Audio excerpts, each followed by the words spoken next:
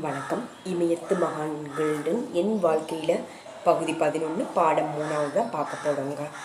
இப்போ பேய் பிடித்தல்ல நம்பிக்கை என்பது பழமையான கலாச்சாரங்கள் அளவுக்கு பழமையானது தான். அவரை பேய் பிடித்திருக்கிறது, அவர் மீது ஆவி வந்திருக்கிறது போன்றது இன்னும் நம்மளோட காதில் விழதான் செய்யுது. 1960 இருந்து இப்போது வரையும் உலகில் நெடுகிலும் நாம் மேற்கொண்டு வந்துள்ள பயணங்களில் அறியாமையினால் உழலும் மக்களை மட்டுமில்லை, பேய் பிடித்தல் உண்மை என்று நம்புகின்ற கற்றறிந்த சாமியார்களையும் நான் பார்த்துருக்கேன். ஆனால் பேய் பிடித்தல் என்பது ஒரு மன ரீதியான சமநிலையின்மை தான். இதை மத சடங்குகளாலும் விழாக்களாலும் குணப்படுத்திவிட முடியும். உலகின் பெரும்பாலான சமூகங்களில் இப்படிப்பட்ட சடங்குகள் இன்னும் மேற்கொள்ளப்படுது. சில சமயங்களில் அவை ரகசியமாக செய்யப்படுது. நான் ஆய்வு செய்த பலருடைய விஷயங்களில் நரம்பு தளர்ச்சி தான் அவர்களுடைய பிரச்சனையாக இருக்குது. உடலுறவு தூண்டுதல்களை அடக்கி வைத்ததன் விளைவாக உருவாக்கப்பட்ட பிரச்சனை தான் அது. இந்த பிரச்சனைக்கு வேறு சில காரணங்களும் இருக்குது. எடுத்துக்காட்டாக எதையாவது இழந்து விடுவோமோ என்ற பயம்தான் ஒரு காரணம். தான் அதீதமான ஆசை கொண்டுள்ள ஒன்றை ஒருவரால் அடைய முடியாமல் போவது இன்னொரு காரணம். பேய் பிடித்திருக்கின்ற நபர்களை குணப்படுத்துவதற்கு நம் நாட்டில் சில குறிப்பிட்ட இடங்களுக்கு மக்கள் அவர்களை அழைத்துட்டு செல்வாங்க. சிகிச்சையாளர்கள் பல கரடுமுரடான வழிமுறைகளை பயன்படுத்துகிறாங்க. எடுத்துக்காட்டாக ஒரு சிலைக்கு முன்னால் அந்த நபரை சாட்டையால் அடிப்பது அவற்றில் ஒன்று. இந்த சிகிச்சையின் போது வாக்கியன் என்று அழைக்கப்படுகின்ற ஒரு சிகிச்சையாளர் முன்னே வருவார். அவரும் ஏதோ ஆவியால் பீடிக்கப்பட்டிருப்பதை போல தோன்றுவார். ஆனால் அவர் ஒரு நல்ல ஆவியால் பீடிக்கப்பட்டிருப்பார். சில சமயங்களில் மிகவும் உணர்ச்சிகரமான நிலையில் அந்த வாக்கியன் ஒரு நெருப்புக்குள்ள குதிச்சு தன் சக்திகள் எவ்வளவு ஆற்றல் மிக்கது என்பதை நிரூபிப்பார். பிறகு ஏதோ மந்திரங்களை உச்சரித்தபடி நோயாளியை அவருடைய நிலையில் இருந்து மீட்பார். இமயமலை தொடர் நெடுகிலும் இப்படிப்பட்டவங்க பரவிதான் இருக்காங்க.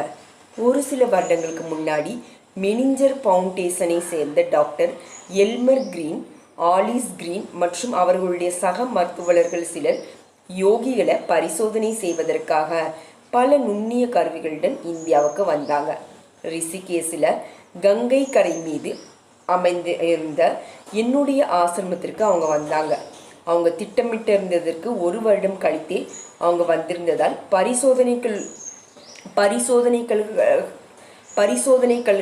சோதனைகளுக்காக என் ஆசிரமத்திற்கு வருவதாக ஒப்புக்கொண்டிருந்த யோகிகளை அவர்களால் தொடர்பு கொள்ள முடியல. என் ஆசிரமத்தின் காவல்காரனாக ஹரிசிங் என்ற ஒருவனை நான் வேலைக்கு அமர்ந்திருந்தேன். அந்த அறிவியலறிஞர்களின் பரிசோதனைகளில் ஒன்றுக்கு தன்னை உட்படுத்தி கொள்ள அவன் தானாகவே முன்வந்தான். அந்த நேரத்தில் என்னுடைய ஆசிரமத்தில் தங்கியிருந்த மருத்துவர்கள், உளவியாளர்கள் ஆகியோர் உட்பட இந்த பரிசோதனை பார்க்கறதுக்கு 40 அமெரிக்கர்கள் அங்கே கூட்டிகிட்டு வந்தாங்களாம். அமெரிக்காவை சேர்ந்த திரைப்பட இயக்குனர் ஒருவரும் டாக்டர் கிரீனின் குழுவினரிடம் அங்கு வந்திருந்தாங்க. அவர் தன் கேமராவை ஓடவிட்டார். ஹரிசிங் ஒரு எஃகுவாலை ஒரு நெருப்புக்குள் போட்டான். அது பழுக்க காய்ந்தவுடன் அதை அந்த நெருப்பிலிருந்து எடுத்து அதை நக்கினான். இஸ்ஸு என்ற ஒரு சத்தம் எழுந்ததா. ஆவியும் எழுந்தது. ஆனால் அவனுடைய நாக்கிற்கு எந்த பாதிப்பும் ஏற்படலையா. அது காயப்படவும் இல்லையா. அதில் எந்த வடுவும் ஏற்படலையா.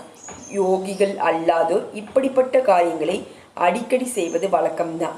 இவர்களை யோகிகள்னு மக்கள் நினைச்சிடுறாங்க. ஆர்வத்தின் காரணமாக மேற்கத்தியர்கள் அடிக்கடி இந்தியாவுக்கு வந்து இமயமலை அடிவாரத்திற்கு போய் இப்படிப்பட்ட மக்களை நேரில் சந்திக்கிறாங்க. இத்தகைய வித்தைகள் மிக பரவலாகவும் உண்மையானவையாகவும் இருக்கும் போதிலும் இவை யோகாவின் ஒரு பகுதி இல்லை. யோகா கற்றுக் கொடுக்கப்படும் எந்த ஒரு பள்ளியிலும் இவை கற்றுக் கொடுக்கப்படுறதும் இல்லை. 1945 ஆஸ்திரேலியாவை சேர்ந்த ஒரு நரம்பியல் நிபுணர் ரிஷிகேஸில் என்னை பார்க்க வந்தார். அங்கு என்னுடன் 10 நாட்கள் அவர் தங்கியிருந்தார். 30 ஆண்டுகளுக்கு முன்னாடி அங்கு ரொம்ப சில மருத்துவமனைகள் இருந்தது. மருந்தகங்களும் அவ்வளவாக இல்லாத ஒரு காலகட்டம் தான் அது. இந்த மருத்துவர் எங்கள் கிராமத்து மக்களுக்குள் ஒரு சில மருந்துகளை எழுதி கொடுத்து அவர்களுக்கு உதவக்கூடும் என்று நான் நினைத்திருந்தேன். ஆனால் அவர் என்னை பார்க்க வந்தது முற்றிலும் வேறொரு காரணத்திற்காக தான். அவர் தீவிர தலைவலியால் அவதியுற்று கொண்டிருந்தார். அவர் ஓர் இயல்பான வாழ்க்கையை வாழ்வதற்கு இந்த தலைவலி ஒரு மாபெரும் தடையாக இருந்தது. தன்னுடைய அந்த நிரந்தர தலைவலியை போக்கிக் கொள்வதற்காக அவர் என்னை பார்க்க வந்தார். அவர் தானே ஒரு மருத்துவராக இருந்தும் இன்னும் பல மருத்துவர்கள் அவரை ஆய்வு செய்திருந்து கூட தன் தலைவலிக்கான காரணத்தை அவரால் கண்டுபிடிக்கல முடியவே இல்லை. யாராலும் அவரை குணப்படுத்த முடியல. வழக்கமாக எனக்கு பால் கொண்டு வந்த ஒரு பெண் அந்த மருத்துவரை பார்த்தவுடன் புன்னகைத்து விட்டு அவர் ஒரு மருத்துவரா என்று என்னிடம் கேட்டாள். பிறகு நீங்கள் எனக்கு அனுமதி கொடுத்தால் 2 நிமிடங்களில் அவருடைய தலைவலியை என்னால் குணப்படுத்த முடியும் என்று சொன்னாள். தயவு செய்து முயற்சித்து பார் என்று நான் சொன்னேன். சுவாமி ராமா அவங்க சொன்னாங்களாம். அவள் ஒரு பிரபலமான மூலிகையை கொண்டு வந்தாள். மலை பகுதிகளில் நெருப்பு மூட்டுவதற்கு பரவலாக பயன்படுத்தப்படுகிற ஒரு மூலிகை தான் அது. 2 கற்களை ஒன்றோடொன்று வேகமாக உரசும் போது ஏற்படக்கூடிய தீப்பொறி இந்த மூலிகைகளை பற்ற வைக்கும். அவள் அந்த மூலிகைகளை கசக்கி அதில் சிறிதளவை அந்த மருத்துவரின் வலது நெற்றியின் மீது தடவினாளாம். பிறகு அவள் அவரை பார்த்து, உங்கள் தலைவலி இதோ மறைந்துவிடும், அது இனி உங்களை தொந்தரவே செய்யாதுன்னு நம்புங்க, இப்போது படுத்து கொள்ளுங்கள்னு சொன்னாளாம். அந்த மருத்துவர் படுத்து கொண்டவுடன் அவள் ஒரு இரும்பு கொக்கியை நெருப்பில் வைத்து வாட்டினாளாம். அது பழுக்க காய்ந்தவுடன் அந்த மருத்துவரின் நெற்றியின் மீது போடப்பட்டிருந்த மூலிகையின் மீது அவள் அதை வச்சா. அந்த மருத்துவர் அலறியபடி குதித்தெளிந்தாராம். நானும் அதிர்ச்சி அடைஞ்சேன். ஆனால் அந்த பெண் அமைதியாக தன் கிராமத்திற்கு திரும்பி போனா. அந்த மருத்துவரின் தலைவலி மாயமாக மறைஞ்சிருச்சு. கிராமத்து மக்கள் இப்படிப்பட்ட சிகிச்சைகளை அடிக்கடி பயன்படுத்துகிறாங்க. அந்த ஆஸ்திரேலிய மருத்துவர் என்னிடம், இது என்ன மாதிரியான அறிவியல், நான் இதை பற்றி அதிகமாக கற்றுக்கொள்ள விரும்புகிறேன்னு சொன்னார். ஆனால் நான் அவரை ஊக்குவிக்கவில்லை. ஏன்னா இந்த பெண் செய்தது போன்ற சிகிச்சைகள் அவ்வப்போது உதவினாலும் அவை முறையான சிகிச்சைகள் இல்லை. எந்த வகையான சிகிச்சைகள் உண்மையிலேயே குணப்படுத்தும் ஆற்றல் வாய்ந்தது, எவை வெறும் மூட நம்பிக்கைகள் என்பதை மதிப்பிடுவது மிகவும் கடினமானது. ஆனால் அந்த ஆஸ்திரேலிய மருத்துவர் விடாப்பிடியாக இருந்து கர்வால் மலைகளுக்கு சென்று வைத்யா பைரவந்த என்ற ஒரு மலைவாழ் மருத்துவரிடம் அவர் பயின்றார். பைரவத்திற்கு 3000க்கும் அதிகமான மூலிகை வகைகளையும் தெரியும். 6 மாதங்களுக்கு பிறகு அந்த ஆஸ்திரேலிய மருத்துவர் என்னை மீண்டும் சந்தித்த போது அவர் என்னிடம், என் தலைவலி போக்கிய பெண் எனக்கு அளித்த சிகிச்சையை பற்றிய விளக்கம் இப்போது எனக்கு தெரியும். திபெத்திய எல்லைகளை கடந்து சீனாவிற்கு சென்ற பயணியர் பயன்படுத்திய கொள்கைகளின் அடிப்படையில் அமைந்த ஒரு சிகிச்சை தான் அது. அது இப்போது முறைப்படுத்தப்பட்டு அக்குபஞ்சர் என்று அழைக்கப்படுது. பண்டைய இந்திய மருத்துவ மேதையான சரகர் அதை சுசிவேதம் என்று அழைத்தாராம். ஊசியால் குத்தி சிகிச்சை அளிக்கும் ஒரு வழிமுறை தான் அது என்று சொன்னார். அவர் ஒரு வகையான தலைவலியிலிருந்து விடுபட்டிருந்தார். ஆனால் இந்த சிகிச்சைக்கான ஆய்வு செய்ய தொடங்கியிருந்ததன் மூலமா அவர் தனக்குத்தானே ஒரு புதிய தலைவலியை உருவாக்கி கொண்டிருந்தார் என்று நான் நினைச்சேன். பலனளிக்கக்கூடிய பல விஷயங்களை கிராமத்து மக்களுக்கு தெரியும். ஆனால் அவற்றின் அடிப்படை கொள்கைகளை நம்ம புரிந்து கொள்ளும் வர அவற்றை ஸ்வீகரிக்காமல் இருப்பது அறிவார்ந்த செயலாக இருக்கும். நாம் ஒரு சிறந்த மனசுடன் இருக்கணும். மூலிகைகளும் உலோகங்களிலிருந்து தயாரிக்கப்படும் மருந்துகளும் மேற்கத்திய உலகத்தில் இன்று கூட பரவலான பயன்பாட்டில் இல்லை. மருந்துகளை தயாரிப்பதற்கு இன்று நம்மிடம் பல நவீன வழிமுறைகள் இருந்தாலும் அந்த மருந்துகள் நோயாளிகளுக்கு உதவினாலும் அனைத்து நோய்களுக்கும் மருந்துகள் ஒரு தீர்வு இல்லை. ஆயுர்வேத சிகிச்சை முறை மூலிகைகளை பயன்படுத்துகிறது.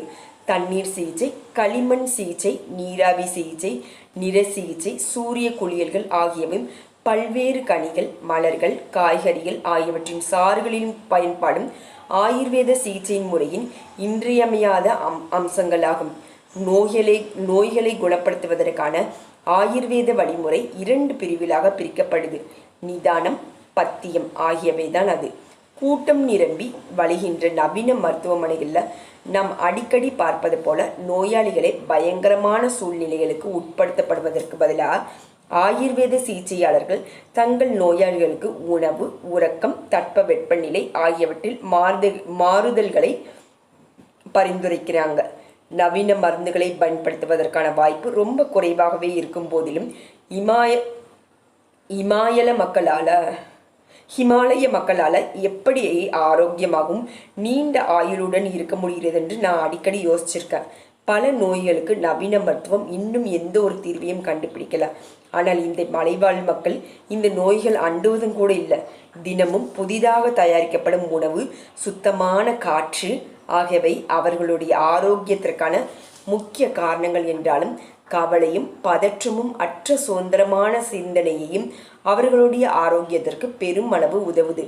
உலகம் நெடுகிலும் மனநோயால் பாதிக்கப்பட்டுள்ள லட்சக்கணக்கான மக்கள் சரியான உணவு பழக்கங்களை கடைபிடித்து ஆஸ்வாசம் கொள்ளவும் சுவாச பயிற்சியையும் தியானத்தையும் பழக்கி கொண்டாங்கன்னா அது அவர்களுடைய நோய் குணமாவதற்கு உதவும். தடுப்பு மருத்துவத்தையும் மாற்று மருத்துவத்தையும் நம்ம உதாசீனப்படுத்தக்கூடாது. அனுபவம் தியான அனுபவம் தான் இங்கே நான் சொல்ல போகிறேன். ஏன்னா லெசன்ஸ் முடிஞ்சிருச்சு. தியானம் பண்ண நோய்களும் விலகும், மன அமைதி பெறும். ரெண்டாவது உடல்நிலை, மைண்ட், பாடி அண்ட் சோல் ஒரே அலைன்மெண்ட்டில் வருங்க. எனக்கு சொல்ல முடியாத நோய்களும் எனக்கும் இருந்தது. பட் தியானம் பண்ண 2021 ஆரம்பித்தேங்க. அன்னையிலேருந்து நான் ஹாஸ்பிட்டல் சைட் போனது கூட இல்லை. ஏன்னா அவ்வளோ தூரம் என்னை ரெக்யூரி ஆகி கூட்டிகிட்டு வந்தது அந்த தியானம் தான். ஏன்னா தியானம் இலவசமாக கிடைக்கிறது. அது நம்ம முயற்சி செஞ்சோன்னா எந்த உடல் நோயும் மனநோயும் எதுவுமே வராது. மிக்க நன்றி. மீண்டும் அடுத்த பாடத்திட்டத்தில் சந்திக்கலாம்.